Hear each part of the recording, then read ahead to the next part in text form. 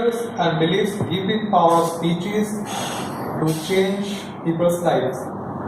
His short-term goal is to complete ACV manual and start one of the parts before end of August. Let's welcome our second speaker.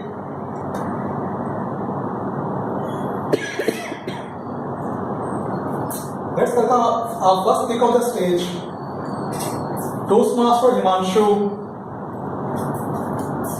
The common challenge, Toastmaster Himanshu.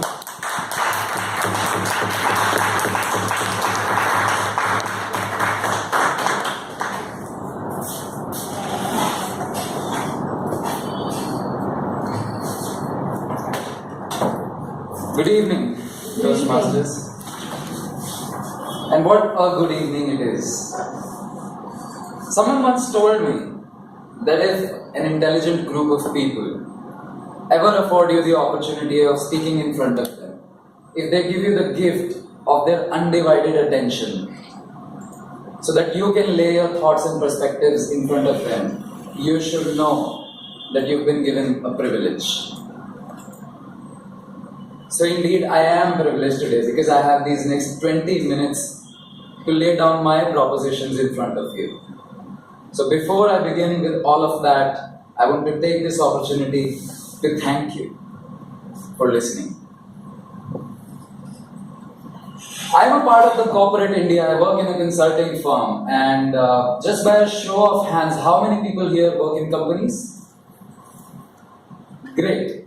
So I want to tell you a story. I want to tell you a phenomena that has been noted down in companies. It's a very curious phenomena. What happens is, whenever a company is trying to bring a product or a new idea or maybe a movie or maybe an artistic production to the market, what happens is about 90% of the tasks which are required to be done to take the product to the market, they are done in timeline. They're done exactly when they were supposed to happen. So basically the product creation, ideation, packaging, production, all of that happens on time. But towards the end, the last 10% of the tasks which are required to ship the product to the marketplace, there's something unique and something curious happens. And it most definitely gets delayed and the timeline gets all over the place. This phenomenon is called cold feet phenomenon. Marketing guru Seth Godin explains why this happens. This basically happens because the leaders in the company, they don't pay a lot of heed to nitty-gritties into the project when it just starts. So they don't get into the details of how it's going to happen. But when the project is just about towards its completion, it's about to get over, then they get a lot of anxiety because now it's going to go in front of the eyes of so many people who might judge the leaders, who might think that the leaders were stupid to let all of this happen. So in the end, the leaders enter the room and they start crashing the whole projects to bits and pieces. And they have so many complaints and so many objections to such elementary things that the people who actually originally worked on the project go, couldn't you have told me this 2 months before? Has any thing like this happened to you? Yeah? It sure has happened to me. We all face fear when we are about to take important decisions in our lives. And we would want, we would hope, we would wish that these fears were not there. But fear is much, much older than we are. Fear is in fact millions and millions of years old. Because earlier, in prehistoric times, when we were hunters and gatherers, the world was risky. Just think, if you were a caveman or a cave woman and you were walking down the forest trying to collect leaves and stem to make the night fire, and suddenly you heard footsteps from behind you. Your body would take all the measures necessary to induce hormones of fear inside you. Your palms would go sweaty, your heart palpitations would go up, your vision will become narrow, and your thoughts of past and future will vanish, and all you would worry in that moment would be to how to save your life in this very moment. Fear served a very useful purpose, because in that moment, you don't really need to worry about the past and the future. It's the classic fight or flight response. What happens in a fight or flight response is a lot of systems of your body shut down temporarily. So your digestive system goes up, your homeostasis system goes out. Your frontal parietal lobe, which is that part of the brain which deals with long-term decision making, it shuts off.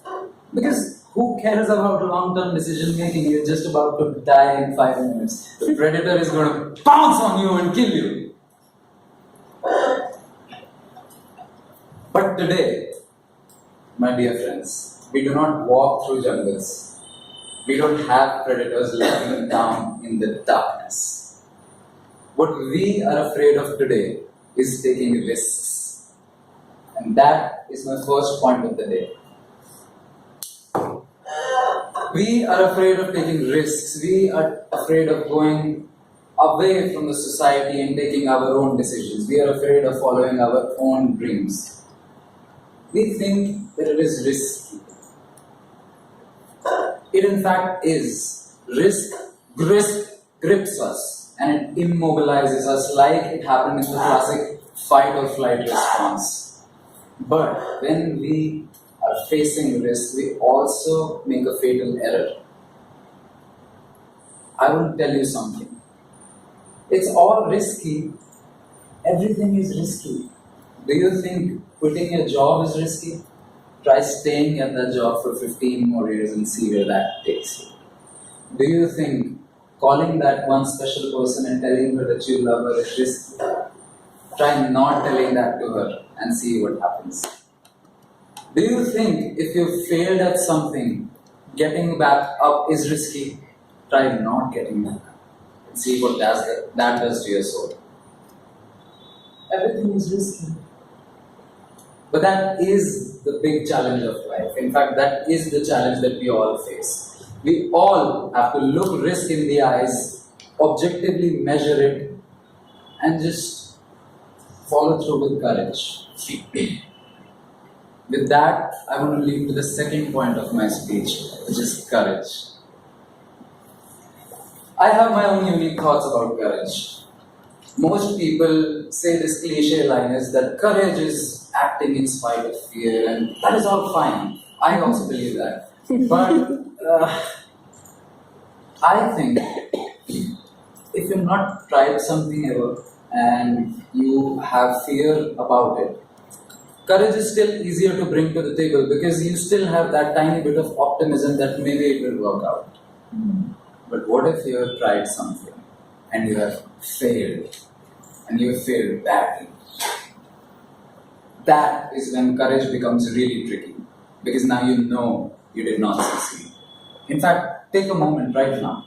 Think of something that you tried in your lives. You failed. If I ask you to do that again, does it bring back some uneasiness? Does it bring up some discomfort? That's what happens. And I think that is where courage is most important. I want to share a story with you all. The story is of a person named Buckminster Fuller. Buckminster Fuller was one of the most important and notable architects and innovators and inventors of history. He has more than 30 patents in his name, and he has been awarded honorary degrees from almost all the institutions of the world. This great man, at the age of 32, once was standing on the bridge of Lake Michigan, just about to commit suicide. Buckminster Fuller had started a lot of businesses in his life, but he was a failure. All of his businesses went bankrupt. In fact, their family financial situation was so bad that his 4-year-old daughter had recently died because he could not provide the necessary medications for her. He was depressed, he was angry at himself, he was anxious, and he spent all of his time in the depths of alcoholism. That one day he thought, let me end my life so that my family can live off of my life insurance payments. Such a dark moment. Thankfully for him and for the world, that day Buckminster Fuller had an epiphany. In his book he writes that it was although God came down upon me and spoke to me. God said, you do not have the right to eliminate yourself. You do not belong to you. You belong to the universe. And from now on, it is your highest duty to to devote your life to the best of humankind. And that's what Buckminster Fuller did. He regained himself from the ashes of the burden of his failures and rose back up like a phoenix. Buckminster Fuller ended up creating so many things across the fields of science, technology, urban housing, and architecture that till date are used by the mankind. And whenever I hear this story, what really grips me is not his monumental achievements, but the fact that he had failed so miserably. But in the face of all of that failure, he could bring up and muster up all that courage and still take the action that was necessary. That is the big challenge that we all face. That is the common challenge. We all fail at some things in life. But the challenge is to look in the eyes of the failure and tell that failure that you are not bigger than my courage and you are not bigger than my dreams. And that's my third point of this story. Dreams. What I think the common challenge that we all face in life is there are a lot of risks. And whether we take action, it is risky. Whether we don't take action, it is risky. Many a times when we take action, we will fail. But even when we fail, that is exactly the time when we need to bring courage into the picture. Because with a courageous heart only can we follow our dreams. And on the topic of dreams, I want to share one last story with you. Ready? Ready? Yeah.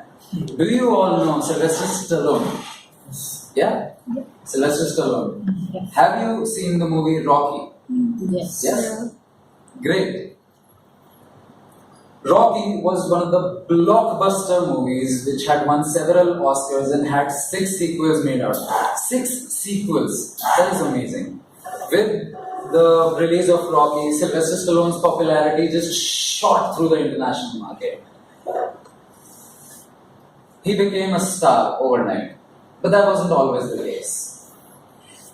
Sylvester Stallone always had this dream that he wanted to go into the movie business, that he wanted to become an actor. And not just become an actor, he wanted to make movies to inspire people.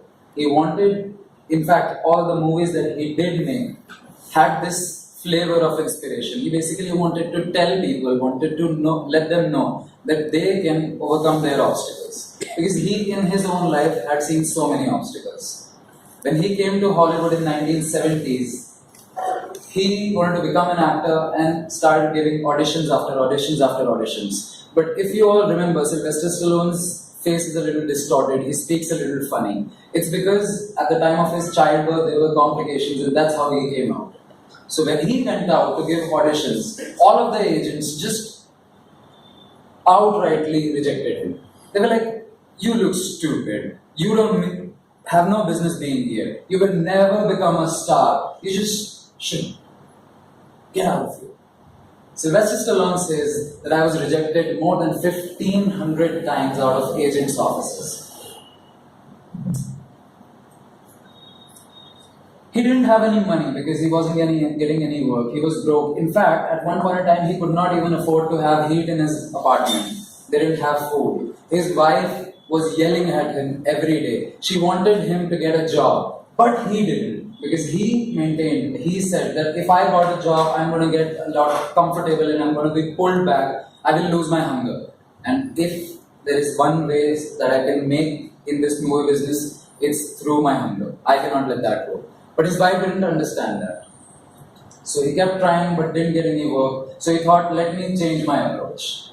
Sylvester Stallone started writing, script writing. Not a lot of people know this, but Sylvester Stallone was also a writer.